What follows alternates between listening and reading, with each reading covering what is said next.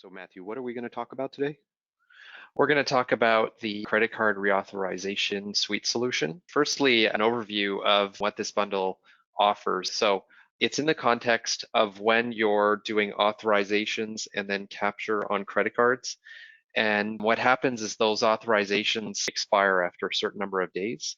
Mhm. So you can be in a situation where you have all sorts of expired authorizations and you know you're going to be needing to fulfill on the sales orders where the authorizations took place. So you got to reauthorize. And NetSuite has a bundle for this. Basically, there's a scheduled script that takes care of looping through the sales orders and reauthorizing. Got it. Okay, so we want to understand how they implemented it, right? And maybe contrast that to other ways we might do it. Exactly. Okay, cool. Okay, so let's just go now onto the general functionality. So this is really in the context of when you're using authorizations, then capture. It's important to realize that it's possible to work in the context of only captures. The workflow is you're on a sales order, Mhm. you get the authorization. When you fulfill the sales order, what Mhm. happens is NetSuite creates a cash sale and the credit card capture occurs on the cash sale. That contrast, when you're just doing captures, the workflow is you capture on the sales order and then NetSuite creates a customer deposit. That customer deposit is connected to the sales order. And Mhm. then when you finally bill the sales order, the customer deposit is auto applied Because against in the this, invoice, because in the right? capture only model, we're collecting the money up front. Thus, we're not worried about authorization. We have the money. Now we actually have to fulfill. We really have a liability until we fulfill. Okay, so the general functionality of the bundle is you've got a custom record that's set up. What it's going to do is help identify the sales orders that need reauthorization. You can filter it down by subsidiary, currency, pay method, and even credit card processor. And then you've got a save search that picks up all the sales orders. The scheduled script attempts to pick up all these sales orders. What it does is it looks at the date of the authorization, sees if it's expired or not based on the criteria you've set up here in the custom record. It's not in the Yeah, save search. So isn't it possible if you have a million sales orders that are open that it would just start to go slower and slower? we know that we can only access 1,000 results at a time. Once your safe search result exceeds 1,000, it's going to miss out on sales orders. Hmm. That's a definite limitation. There's also some logic around the item fulfillment. If you're trying to fulfill a sales order and the authorization is expired, you get a warning. It's in the form of a pop-up. Just simply a warning. Yeah, it's just a simple warning message. Easy to click Okay, through it and ignore it, right?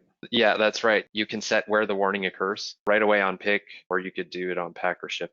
We might have Yeah, implemented it using our record state manager to prevent possible shipments and better messaging and so that it's really apparent what's happening. definitely agreed. What does it actually do when it's time to reauthorize? Simply goes to the sales order, checks the checkbox for authorization. There's a checkbox here called Get Authorization. At the end of the day, And all it's doing is clicking on that checkbox, which goes to the payment gateway, and you'll get another record in that payment events tab. If it succeeds, getting the authorization refreshed. it's as simple as that.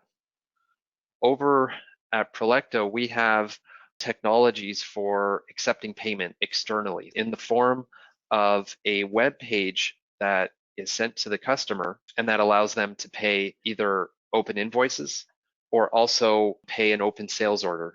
We're really using the context of just capture. For the sales order flow, what happens is a customer deposit is created. And when we're paying open invoices, this is natural. It's always capture. Well, what I'd like to do is show some screens around this. The first flow, paying open balance, is what we call the customer statement flow. An email is sent to the customer.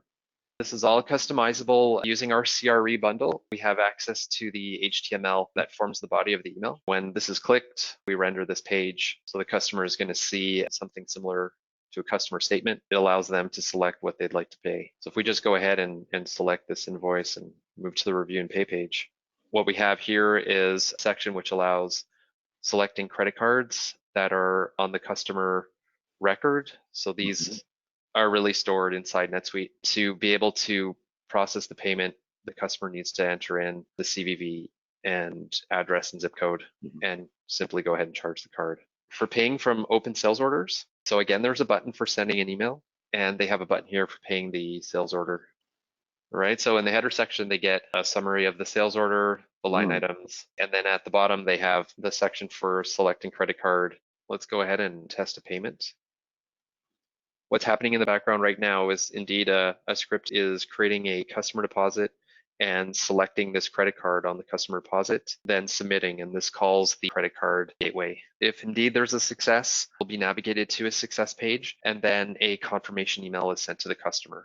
Well, in this case, there was a failure. What happened is the credit card, the expiry date has an issue. The customer is notified that there's a failure. To get this to work, Oh, looks great. good. So navigated to this success page, confirmation email has been sent out.